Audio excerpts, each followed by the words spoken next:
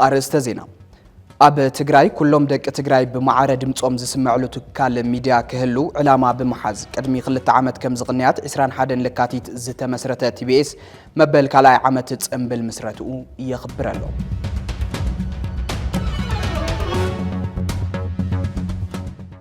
ببورد مرز إثيوبيا زتوهابه وسانة ملكيتو لمعلت أبز تفلالي كبابتا تجراي تقاومون مجلات السلام وسلفي ككايد وعيل اللهم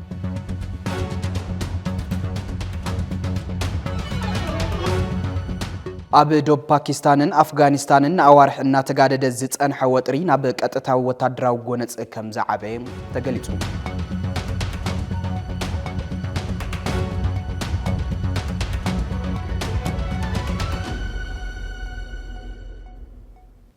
سلام تعني هبلي كبرات تقتاتلتنا كاب تي بي اس تي في زفنو زينا براخه لومون كم وترو واناوي حبريتاتات حيزو قريب لهم نلومي لكاتي تعيسراك لتشحن 18 عام تمردما اب زتفلالي عودتات الزدهابو زتفلالي حدش تفصامتات حيزنا لكم قريبنا لنا انا ناتنايل فلك حبيركم كتصنحي فلما ملختي اغلغلوت فنو تግራይ تقتاتلنا نملس دحر بريتوريا اب تግራይ زرأ زلو ፖለቲካውን ጸጥታውን ምዕባለ ንህዝብ ትግራይ ኣብ ክንዲ ፍልፍል ተስፋን ርጉዕ ሰላም ምዃን ፍልፍል ጭንቀትን ጸበባን ምንጪ ስቃይን ሞትን ይኸውን ኣሎ ስምምዕ ሰላም ፕሪቶሪያ ማዓረ ዝሃቦ አንጻራዊ ሰላም ዘጉደሎ ረብሓ ትግራይ ከም ዝነበረን ዘሎን እናተገለጸ እኳ እንተመጸ ብፍላይቲ ኣብ ወንበር ዝሓዙ ፖለቲከኛታት ትግራይ ዝተፈጠረ መሪሕነታዊ ቅልውላው ግን እተን ዝርከበን ተስፋታት ሰላም ሕወይትን ዳግመ ህንጸትን እውን ክሕንሸሻ ምኽንያት እናኾነ መጽ ኣሎ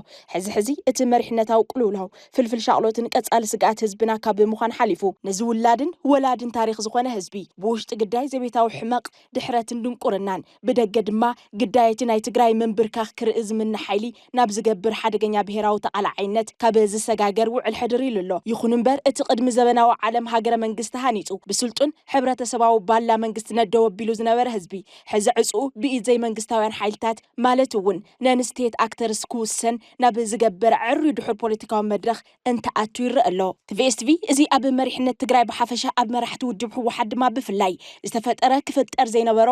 ፖለቲካዊ ኣፈላላይ ዋጋ ከም ዘኽፍል ካብ ሰናይ ጎሓቱ እናገለጸን ክግለጽ እናገበረን ምምጽኡ ዝፍለጥ ኮይኑ ዋላ ሓደ ትግራዋይ ምብዳልን ሓንቲ ንጽል ዓቕሚ ትግራይ ምጉዳልን ብሄር ከም ምብዳል ክሕሰብ ኣለዎ ካብ ዝብል መበገሲ ባይታ ሰላማዊ ቃልሲ ኮይኑ እዩ እናገልገለ መጽኡ ትካልና ምሳይ እንተዘይኮንካ አንጻር ኢኻ ኣብ ዝብል ጸሊምን ጻዕዳን ጥራሕ ዝርኢ ፖለቲካዊ ባህሊ ዓድና ተተኺሉ አንጻር ኩሎም ብድሆታት ደው ኢሉ ዘይምክፍፋል ዘይምድፍፋ ዘይምጥፍፋ ዘይምጽልላ ሞዘተ ፈለማ ቅድሚ ኩሉን ንባዕሎም ነቶም መራሕቲ ከም ዝጠቅም ካብ ዝሓሊፉ እውን ህዝቢ ሕመቕ ይጸብቕ ይስነፍ ይጎብዝ መንግስትነት ካብ ዝበሃል ትካል ተረባሓይ ዝተደመረ ዓቕሚ ክኸውን ዓልዩ ሙዕለታዊ ኣጀንድኡ መጠሻን ድልዳለን መንግስትነት ገይሩ ክሳብ ዝዕለት ኣብ ኣየር ኣሎ ይኹን እምበር እቶም መራሕቲ ንሽምግልና ቀሽን ሓጅን ኮነ ንዘተ ሊቅን ደቂቅን እዝኒ ብዘይ መሃብ በብዝሓዝዎ ክንፍን ጽንፍን ነጊዶም እቲ ዝተፈጠረ ክፍፍል ናብ ዝተፈላለዩ ስትራቴጂክ ትካላት እታ ብሄር ዋላ እውን ክሳብ ስድራ ቤት ክልሑክ ገይሮም ሕዚ ከም ህዝቢ ኣብ ዝጸሉ ሓደጋ ምብትታን ንኽንርከብ ምኽንያት ኮይኖም ኣለዉ እዚ ህዝቢ እዚ ውላድ ካሃብ እንትበሃል ሂቡ ስንቅኻ ቀርብ እንትበሃል ኣቐሪቡ ዕጥቅኻ ረክብ እንትበሃል ረኪቡ ነዚ መሪሕነት ዝኣሚኑ ዝከኣሉ ኩሉ ገይሩ ሕዚ እውን ዝኾነ ህዝቢ ክስኮመ ይኽእል ምዃኑ ብዘጠራጥር መድረኻዊ ፈተና እናሓለፈ እንተሎ እቶም መራሕቲ ግን ጸርፍን ምድሃልን መስርሕ ፖለቲካዊ ገይሮም ይኸዱ ኣለዉ እዚ ኩነታት እዚ ነቲ ካብ ደገ ክመጽእ ዝኽእል ዝግመት ተጻብኦ ሰፊሕ በሪ ካብ ብምኽፋቱ ዝያዳ ነቲ ኣብ ውሽጢ ተደጊሉ ዘሎ ዘይተኣደነ መረረት ዘይተነብዐ ሓዘን ዘይተሓበሰ ንብዓት ሕቶ ልምዓትን ጠለብ ሓድሽ መድረኽን ብዘይ ተቆጻጸሮ መንገዲ ካብ ምብራዑ ብተወሳኺ መንእሰይ ትግራይ ትሕት እንትብል ኣብ መራሕቱ ልዕል እንትብል ኣብ ዓዱ ተስፋ ቆሪጹ ንፋስ ዓውዲ ክወስዶ ይገብር ኣሎ ከም ውጽኢቱ ድማ ስደት መናእሰይን ደቂ ኣንስትዮን ብርሰሰብ ሃፍትን ምሁራትን ሕዚ ዓበይቲ መግለጽታት ተዓዲ ይኾኑ ኣለዉ እቶም ብቐሽን ሓጅን ዝተሸምገሉ ኮነ ብሊቅን ደቂቅን ክላዘቡ ዝተገበሩ እሞ ምላሾም ስረይ ስረኻ ዝኾኑ ነዚ ታሪኻዊ ህዝቢ እዚ ክመርሑ ዕድል ዝረኸቡ ወገናት እዚኦም ባእሶም ጎነጾምን ህልኾምን ነድሮምን ንባዕሎም እውን ትጠቅመ ይተረኣየን ሕወሓት ዝኣክል ታሪኻዊ ውድብ ኣብ ክልተ ሰለስተ ከፊሎም ሕጋውን ታሪኻዊ መንነቱ ኣብ ሕቶ እትዮም ከማ ሃይበሉን ትዲኤፍ ዝኣክል ብደም ህዝቢ ትግራይ ዝተሃነጸ ሓጹር መንነት ዋልታ ህላውን ዝኾነ ትካል ኣብ ክልተ ሰለስተ ከፊሎም ድንግጸ ይብሉን ገለገሊ እንተን ሓንሓት ውድባት ከምሾማ እናተጓዓመጫ ክልተ ሰለስተ እናኾና ካብ ትእምት ክሳብ ማልት ካብ ኣክሲዮን ክሳብ ዕቁብ ካብ ገጠር ክሳብ ዲያስፖራ ከፋፊሎም እውን ኣነ ንስኻና ባሂሎም እውን ከም ለምኳ ልክዕ ኮይና ይንፈልጥን ዝብሉ ኣካላት ሕዚ እውን ምሕጽንታ ቲቢኤስ ካብዞም ፖለቲካዊ ደንብታት زيوم فولي ربحة زي ركب حفاش هزبن ملقطو حنتيا ملس نجبر زبل نايزو كل شجرن بهر حيزو تقفل حدا جنيا وفرن مفتح ملس مجباريو كاب تصنفن كنفن ملس نجبر كاب نحنا نسومن ملس نجبر كاب تسألمتات تنتصلوتات مدففات سموصات حاسوتن تصرفتاتن ملس نجبر كاب امباي امباخا كاب سري سرخا ملس نجبر مس حاوكا تبعيس كان بايلن نحاوكا دفيقا سريلن حاوكا زي بلو دنبايلن سلازي كاب زفولالينا اتوم زك قرارو بناي بزحيلكا ملس مجبر كاب تاريخاو تحتاتنتن حلنا وسبراتن يدحن طرح زي كونه هيوت نفس وكف تقراوي ناي مدحان اتزل على التكبار بونيو حزب زولو بخفت لب مسمع مسدق بهير كام مسمعن نزد ما نابل زممصا لو مدرخ زساغر بحتاو مفتح يلنا نامن از امنت زي امنت كلهم نسمين كون ندو ገጾም ዝገብሩ ሓይልታት ብዘይ ምዃኑ ህዝቢ ትዝመረረ ዋጋ ይኸፍልሎ እዚ ገና ዘይተሓሰበ እንተ ተሓሲቡውን ዘይተጀመረ ቅዋም መራሕቲ እንተ ገደደ ሎሚ ክሳብ ሕዚ ክጅመረ ኣለዎ ዝብል እምነት ኣለና ጸለመታት ተነጽሎታት ምድፈፋኣት ስምውጻኣት ሓሶትን ጸርፈታትን ይኣክል ፈታዊኻ ጸላኢኻ ንምግባር ዝግበር ትጉህ ምንቅስቓስ ደው ይበል በብዕለ ጸላኢን ምፍራይ ዝግበር ምልሓጽ ይኾኖ ኩሉ ንድሕሪት ገዲፍካ ናብ ዘተን ምርዳእን ናብ ምስማዕን ምስምማዕን ምምጻእ ግዜ ዘይህብ ጉዳይ እዩ እዚ ብምግባር ትግራይ ካብ ውሽጢ ምፍራስ ኮነ ካብ ደገ ምፍራስ كدحن وسن TBS إديتوريال لومي عسرا لكاتيت كل تشحن 18 عام تمرت درو TBS TV ناب أير زوج اللعلتيم TBS مبل كلا عامت أمبل مسرته كاب عسرا لكاتيت جميرو بزتفلاليو أجوابات يخبر لهم تكالنا دحرنا ينوح أوان مدلاو ناب أير زوج اللو مبل كلا عامت أنت خبر بتصنع متكلنا نقوم أب متكل ميانا نشكل أب شغال حزبنا نركب زبل مري حساب حيزو يتأمبل لهم قدمي كل تعمد كم زقنيات لكاتيت عسران حدن ناب أير زوج تلفزيون TBS أب تجراي دك تجراي بمعرض مصوم سمع له بايتها بمفتار ربح حزب تجراي نمرقات مخانو يفلت نزت أمبل مخنيات بمقبار كابز تدالو تحسوتات أزز صعب حتصير ليلة تختاتيلنا الملس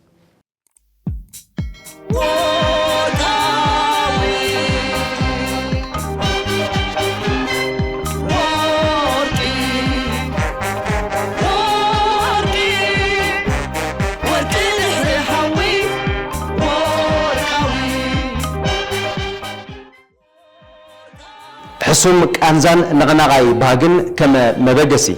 عباي تجراين سلطون تجراوين كم علامة معخل حسابات مخان كم استراتيجي حزبن مويان كم ناي وجننا سجعي متكلاونت موياونتن حزباونتن كم فولي كوري فقر بهر تمهاراينتن جسجاساينتن كم ناي هنسات عند حزو أبتا بس أنت تاوي كوينات ملا نفس أكل هادش دش زبالات تجراي بفولي بهراو حلافنتن توفاينتن تتايشو أنصار كلهم زجمتون زي جمتون تزاوتات دولو أبى تجراي نتجراي بتجراوينت منفس داقل إنه كلاي عمتو ناب مسنبال بسيهلو أبى حمغنان صبغنان أبى قلنا سلازنا وركم نمسجن أبى صنوع متكلنا نقوم أبى متكل مويانا نشكل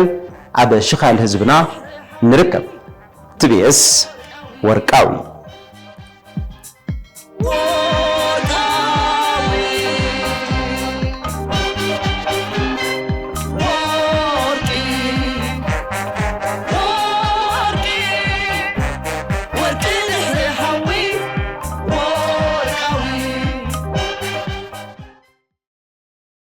أب تجراي كلهم مدك تجراي بمعرض مصوم زسمعلو تكال ميديا كلو علامة بمحز قدمي كل تعمد كم زغنيات إسران حدن لكاتي تأزت مسرته TBS مبل كال أي عمت تأمبل مسرته يخبر لهم حسوم كأنزان نقناق أي بهاجن كم مبجسي عباي تجراين سلطون تجراوين كم علامة ما أخل حسابات مخان كم استراتيجي حزب مويان كم ناي وجن الناس أجعي متكلاونت موياونتن حزباونتن كم فولي كبري فقر بهير تمهاراينتن قسقاساينتن كم ناي هنصت عند حيزو أبتا بتصنت تاوكينات ملا نفس أكلا هادش دش زبالة تجراي بفولي بهراو حلفنتن توفاينتن تتعيشو أنصار كلهم زجمتون زي جمتون تتعوتاتو دو بمبال إنه كلا عمتو يخبر لهم حبيركمنا نزتقو عزكم كلكم كبرتي هابلنا نابلنا نتصنبل مسرتانا مخنيات بمقبار سناي تمنيتوم زجلت قلنا أكلات اللهم إزم الدلاو مسارحتنا مرهو برهان السنادي ولهم يقتصل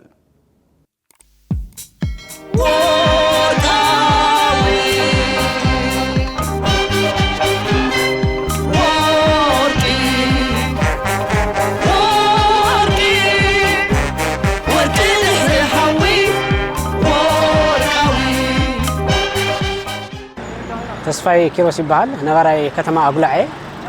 ያው ሕዚ ክሕልፎ ልደለኹ መልእኽቲ ድማ ብምኽንያት ምጅማር ቲቪኤስ ቴሌቪዥን ካልኣይ ዓመት እንኳዕ ኣብፅሐኩም ክብል ይደሊ ያው ቲቪኤስ ብዚ ኣጋጣሚ ብርክት ዝበሉ ሃነፅቲ ዝኾኑ ማሕበረሰብ ክልውጥ ዝኽእሉ ፕሮግራማት ኣብ ምስራሕ ያው እንፈልጦ እዩ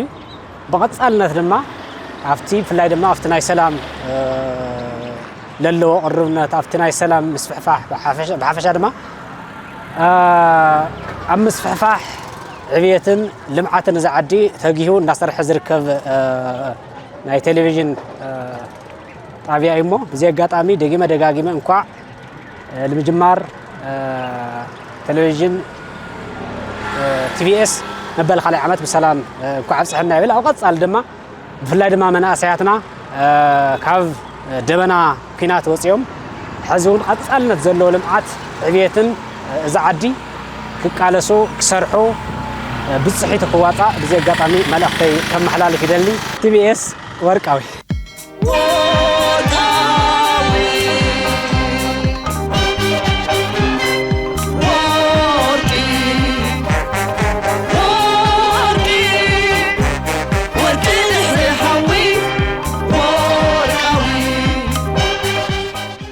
أسناي TBS تلفزيونا سانيك بما غالبار ما واداتا سلوم أبو نوديا سما إدت تاشا نوران سينكم ما يرنون نالله كتك من ده TBS تلفزيونا سانيك بما كي غالبار ما كبين كويتنا إن غالبار ما نالا سنارتك سنكي يوما دمان كوسكي TBS تلفزيونا سنودانا أو شان نوران إدت تكوشيا كنا مغار على أشيك تماتا كوسنام سنا أرتكوشيم وين أبو كنا مغار واتا نينكي تغميا شام مورا ناسي إنه تمين أسيد تانكشان أوران سينكه تمان كوكشابو أسناي غالبار ما وادياتا سلوم أبو نودماسي أو نوبماسي نعا سينكه أنا بيسو TBS وركاوي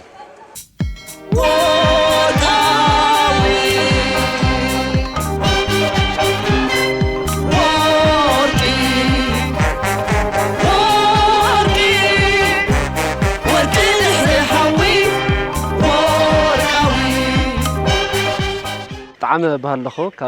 كتمام مخنة أن تبيس ورقاوي نقع دمبر خالي عمت مسرتاهم بسلام مبصح حكاتهم مبصح حنا يالخو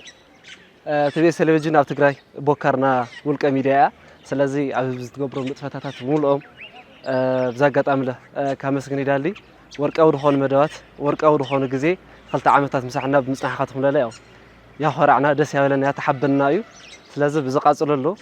دمس حزب مخان مسوس حزب أمقام قاصر له بوليتيكا كل زي تغيريو حزب كنا وارث لهونه بزلاله مساحنا مسزوهم تصنحتاي بزاقات املختي كحلف يدالي نقع صحكاتكم تبي سرقاي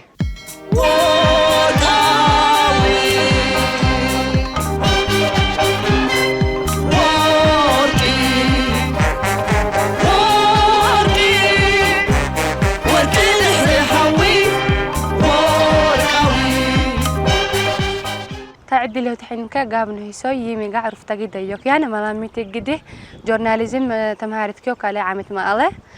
TVS TV ترك عدي له حين قابنه يسوي أنا كادو أغلى صغير كم جمرة أنك ملامتي جدا سينما دي سيم كسينا كوا جرام ملامينه كعا مانكو ما ولا سلا سميديا سينابله أبلا جيني يروب دعبه تلا سينك العبله ما ديجه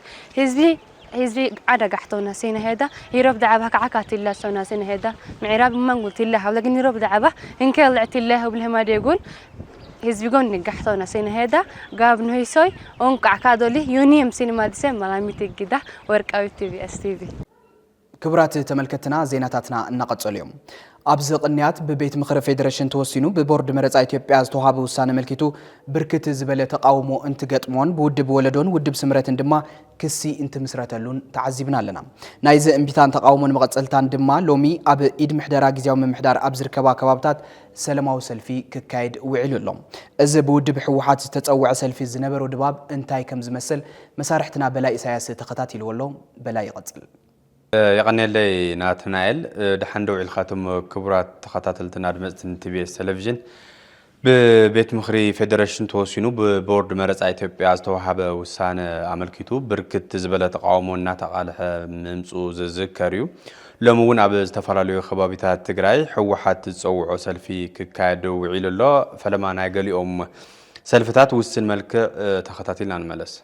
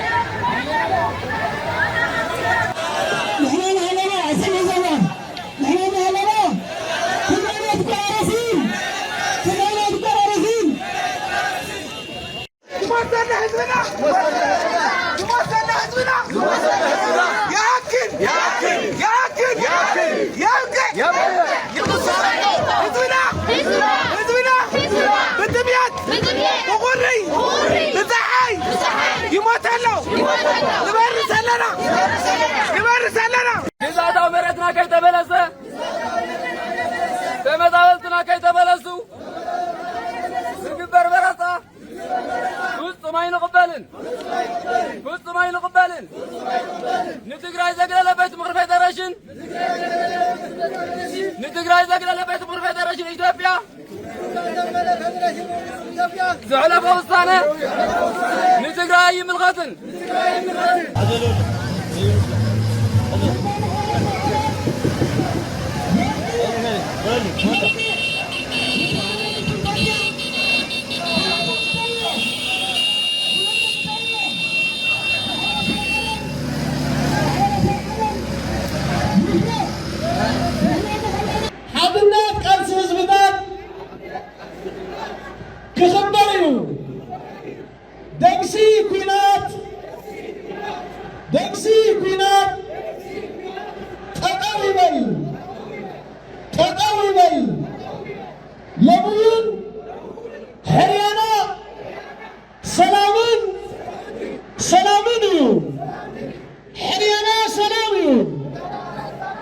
كتكتاتلو صنحكم اب ዝተፋላለዩ ከባቢታት ትግራይ ዝነበረ ሰልፊ አንጻር ውሳነ ቦርድ መረጻ ኢትዮጵያ እንትኸውን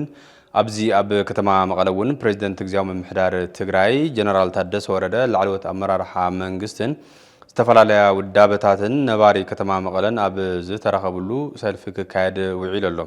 ኣብቲ በዓል እውን ፕሬዝዳንት ታደሰ ወረደ መልእኽትታት ከሕልፍ ኽኢሉ ኣሎ ካብቶም መልእኽትታት እቲ ሓደ ጉዳይ ግዛእታዊ ሓድነት ህዝቢ ትግራይን ምምላስ ተመዛበልትን ኣመልኪቱ ዝሃቦ ቃል እዩ ፕሬዝዳንት ታደሰ ኣብ ኩናት ትግራይ ብዝተፈጠረ ዝመጽእ ሓይሊ መሬት እንዳማት ወሪሩ ዝሓዘ ሓይልን ሕዚ ዝተዋሃበ ውሳንነት ይገሎ ቀንዲ ዋኒናትን ክፍጸማ ናብ ድርድር ዝቐርባሉ መንገዲ ኣይክህልውን ይውን ኢሉ ኣብ ዝሓለፉ 3 ዓመታት ብዝተፈላለዩ ምኽንያታት እናተዋሳሰቡ ጸኒሖም እዮም ምክንያት እትሽግር ሓደን ዝተኣሳሰረን እቲ መፍትሒኡ ግልጺ እትሕተውን ዝተዋሳሰበ ዘይኮነ እቲ መፍትሒውን ክዋሳሰብ ዘይግብኦ እዩ እዚ ማለት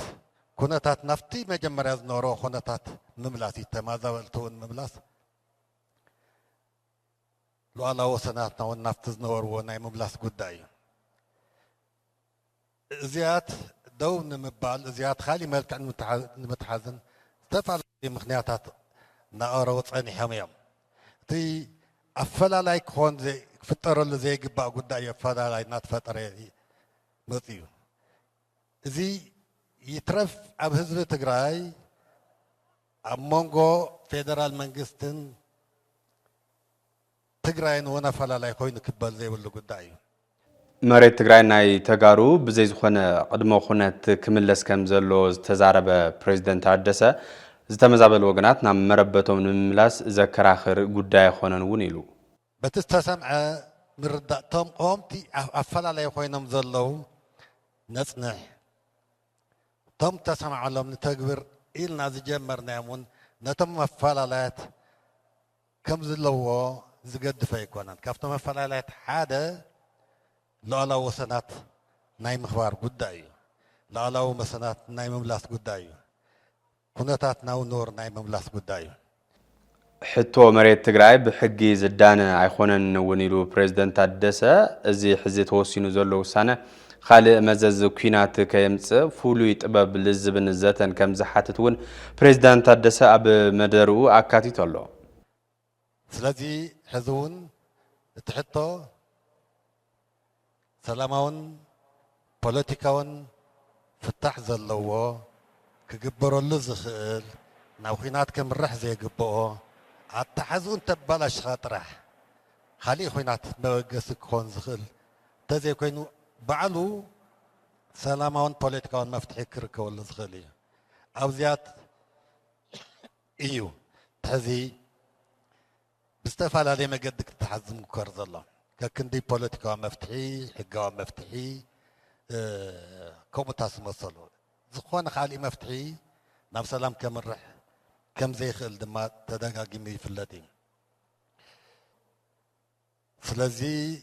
እቲ ኣብ ከባቢና ዘሎ ናይ ሓይሊ ምትእኽኻብ ናብ ኩናት ንምስጋር ንምውሳን ዝግበር ዘሎ ምድላው ቁሩብ ቀልቢ ገዚእኻ ምርኣይ ዘድልዮን ስለዚ ሕዚ እንተኾነ ብሕታዊ ኣማራፂ እዩ ሰላማውን ፖለቲካውን መገዲ ጥራሕ ምዃኑ ምባል ተገንዚብካ ምባል የድሊ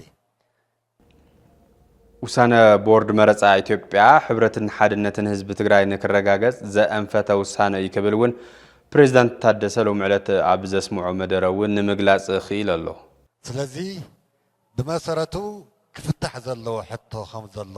እዩ ዘርእየና ህዝቢ ትግራይ ካብ ጫፍ ናብ ጫፍ ዝኾነ ሓይልታት ፖለቲካ ትግራይ ዝኾነ ሕብረተሰብ ክፋላት ትግራይ ኣብ ዝኾነ ነገር ኣፈላላይ ኩሉ ይኽእል ዘይምስማዕ ኩሉ ይኽእል ኣብዚ ጉዳይ እዚ ግን ምናልባት ናይ ኣእምሮ ሽግር ዘለዎ ወይ ድማ ክሰምዕን ክርዳእን ዘይኽእል እንተዘይኮይኑ ከም ህዝቢ መጠን ዝኾነ ኣፈላላይ ተሃለዎ እውን ከም ሓይሊ መጠን ከም ዝተፈላለዩ ሕብረተሰብ ቀፀላታት መጠን ዝኾነ ኣፈላላይ ኩሉ እንተሃለውን ሓደን ንኾነሉ ዘለናን ክንኾነሉ እውን ዝግባአን ብኡ መሰረት እውን ሕዚ እውን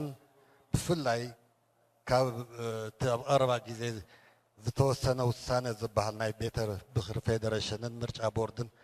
ዝረኣይ ዘሎ ድማ ትግምቶ ነገር ሓድሽ ነገር ኣይኮን ትዝግመት ህዝቢ ሓደ ዝኾነሉ ኩነታት ኢና ፈጢርና ኣለና ኣብቲ ሎሚ ኣብ ባሎኒ ዝተኻየደ ናይ ተቃውሞ ሰልፊ መልእኽቲ እውን ካሊእ መልእኽቲ ዘሕለፈ ኣብ ወንበር ውድብ ሕወሓት ደብረጽዮን ገብረ ሚካኤል እንትኸውን ዶክተር ደብረጽዮን ካብቶም ዘሕለፍዎም መልእኽትታት ሓደ ዝጠፍእ ህዝቢ ይኹን ዝቁረስ መሬት ኣይህልን ድሕሪ ምባል ኣንጻር ኣብ ልዕሊ ህዝቢ ትግራይ ዘቕንዑ ጥፋታት ከም ህዝቢ ብሓደ ክንምክት ክንኽእል ኣለና ክብል እውን ተደሚጹ ኣሎ ነታ ብመስዋእቲ ወለዶታት ተኸቢራን ተዓቂባን ፀንሐት ትግራይ ብምቁራስ ህዝቢ ትግራይ ብዘይ መረበት ኣትሪፍካ ንምብትታን ዝዓለመ ውዲት በቃልሲ ኩልና ከፍሽል ይግባእ ህዝቢ ትግራይ እዚ ኩሉ ዝተዋደደ ሽርሕን በደልን እናተፈጸሞ ብትዕግስቲ ንሰላማዊ ፍታሕ ዝምህፀን ዘሎ ዋጋ ኩናትን ሰላምን እንዳዕድዩ ስለ ዝፈልጥ እዩ እዚ ማለት ግን ከም ህዝቢ እናፀነተን መረበቱ እናቆራረስዎን ሰኢሉ ክፈቅድ ማለት ኣይኮነን ህዝቢ ትግራይ ንባዕሉ ጥራሕ ዘይኮነስ ንህዝብታት ዝሃገር ንብሔራዊ መንነቶም ተወዲቦም ክቃለሱ ዓርሶም በዓሶም ከመሓድሩ መስዋዕቲ ከፈለ ህዝቢ ምዃኑ ናይ ቀረባ ታሪክ ዝምስክሮ እዩ ስለዝኸውን ኩሉ ፈታውን ፀላእን ክፈልጦ ዝግባእ ሓቂ እንተሃለወ ዝቁረስ መሬት ትግራይ ይኹን ዝጠፍእ ህዝቢ ከም ዘይህሉ እዩ ይኹን ዳ እምበር ንሕና ጥራሕ ሰላም ስለ ዝበልና ሰላም ክረጋገጽ ከም ዘይኽእል እውን ንርዳእ ኢና ስለዚ ሕዚ ኣጋጢሙና ዘሎ ሓደጋ ብሄራዊ ህላወ ብጥሙር ቅልጽምና ንምኽባስ ኣብዞም ዝሓለፉ 3 መዓልትታት ብዝተፈላለዩ መግለጽታት ሎሚ ድማ ኣብ ሙሉእ ትግራይ ቀጺሉን ኣብ ዝተፈላለዩ ወፃኢ ሃገራት ዝነብር ዲያስፖራ ትግራይ ብዝተፈላለዩ ኣገባብ ዝገብሮም ቃልስታት ናብ ጭቡጥ ነገሮ ሓይሊ ብምቕያር ኣብ ህዝባዊ መኽተ ትግራይ ዓሲልና ከም ወትሩ ተወዲብና ክንምክት ታሪካዊ ግቡእናን ሓላፍነትናን እዩ ብምክንያት ውሳነ ቦርድ መረፃ ኢትዮጵያ ኣብ ውሽጢ ዓድን ወፃን ዝነብር መላእ ህዝቢ ትግራይ ብዝተወደበ መንገዲ ነቲ ውሳነ ንምንጻግ ዝኸዶ መንገዲ እውን ዶክተር ደብረጽዮን ገብረ ሚካኤል ንምንኣድ ክኢሉ ኣሎ ኣብቲ ሎሚ ዝተኻየደ ኣብ ባሎ ንሰላማዊ ሰልፊ ማለት እዩ ቅድሚ ኩሉን ልዕሊ ኩሉን ኣብ ውሽጢ ዓድን ዝተፈላለዩ ወፃኢ ሃገራትን ትነብር ህዝቢ ትግራይና እቲ ብትእዛዝ መንግስቲ ብልጽግና ለካቲት 16/2018 ዓመተ ምህረት ሕላው ዝገበሮ ትግራይና ከም ስጋ እንስሳ በጣጢሱ እንተኸኢሉ ህዝቢ ትግራይ ዓዲ ኣልቦ ገይሩ ፋሕጭርን ጋሂሉ ክብተን እንተዘይኽኢሉ ድማ እንበርኪኹን ህገዝ ዘመቻችዎ ፍጹም ፀረ ሉዓላውነት ትግራይና ዝኾነ መግለፂ ምስ ተሰምዐ ህዝብናን ትካላት ትግራይናን ከየወዓሉ ከይሓደሩ ኣብ ሓደ ረቢቦም ንፈተውት ህዝቢ ትግራይ ዝሓበነ ንኩሎም ፀላእትና ድማ ዘደንገፀ ድምፂ ኩላወ ኣስሚዖም ኣለዉ እዚ ቁጥዕ ረዶ ህዝባዊ ማዕበል ሎሚ እውን ህዝብና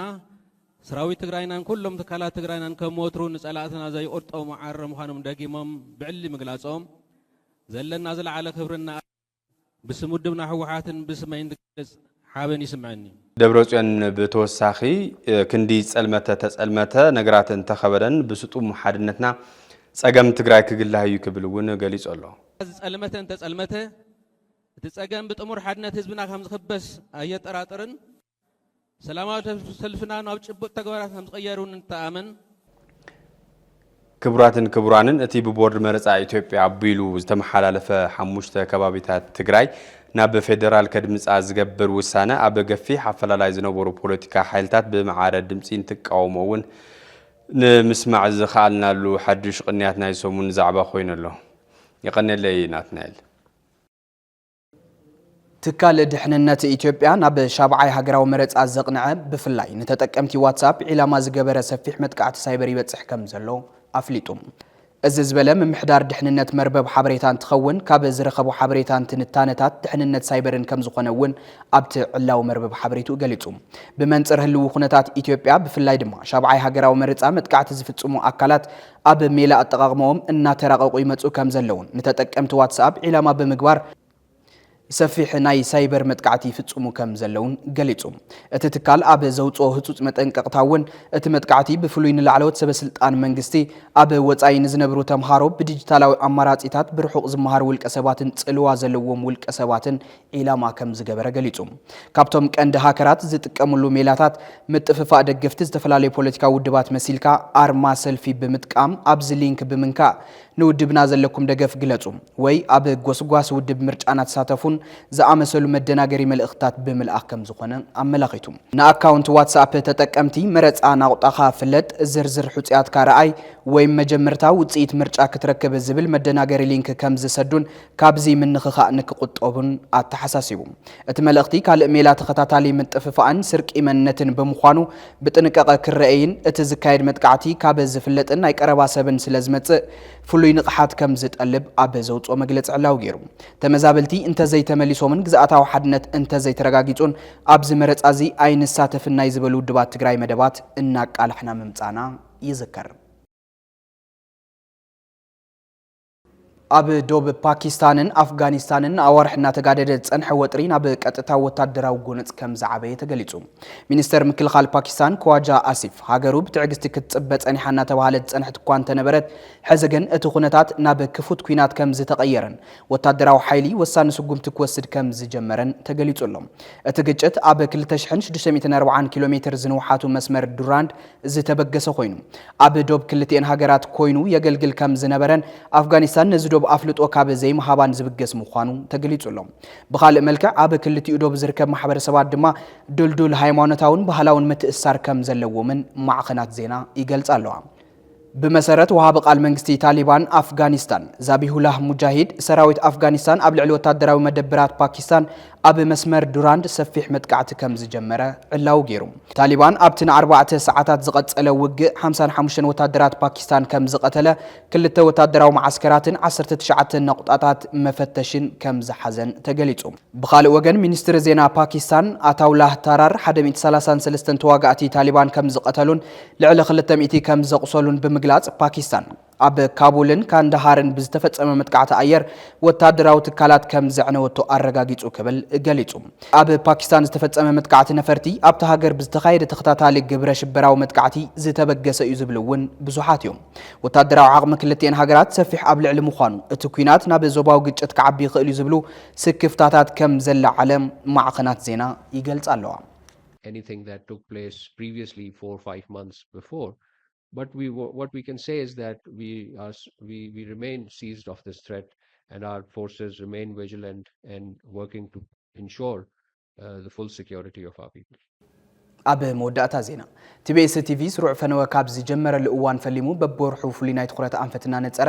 ዜናን መደባትን ቀሪጹ ኣብ ምፍናው ምጽንሑ ይዝከር እዚ ሒዝናዮ ዘለና ወርሒ ለካቲት ኣብ ትግራይን ዝሓለፉ 5 ዓመታት ዝቐጸሉ ዓበይቲ ህዝባዊ ጸገማት ሕዚ እውን ስፍሓትን ዕምቀትን ወሲኾም ይኸዱ ምህላዎም ስዒቡ ይፈርድ ዘሎ ክብሪ ብሄር ይሃስስ ዘሎ ድሙቕ ታሪኽን ይብተን ዘሎ መንነታዊ ባእታን ስጋኣት ኩናት ተሓዊስዎ ክፈጥሮ ኣብ ዝኽእል ውድቀት ዘድህበ ኮይኑ ሕሰም ኩናት ኣብ ምቅላሕን ዋጋ ሰላም ኣብ ምጉላህን ትኹረት ዝገብር እዩ بقندو قبل هيكانن ፖለቲከኛታትን እቲ ዓዲ ዝረኣዩ ዘለው ተኽንታት ተቃርኖታትን ንረብሓ ህዝቢ ሒዞም ዝኸዱ ጎነጻትን ክእረሙ በዘቢልካ ድማ ኣብ ምጥጣዕ ክብሪ ብሄርን ሓለዋ መንነትን ትኹረት ጌርና ክንሰርሕ ይግባእ ንብል እዚ ምግባር ስጋኣት ኩናት ኣብ ምንካይ ዓቕሚ ብሄር ድላዲልካ ባላ ሰላም ኣብ ምድልዳል ዓርሱ ዝኻለ ግደ ከም ዘጻወት ንሓስብ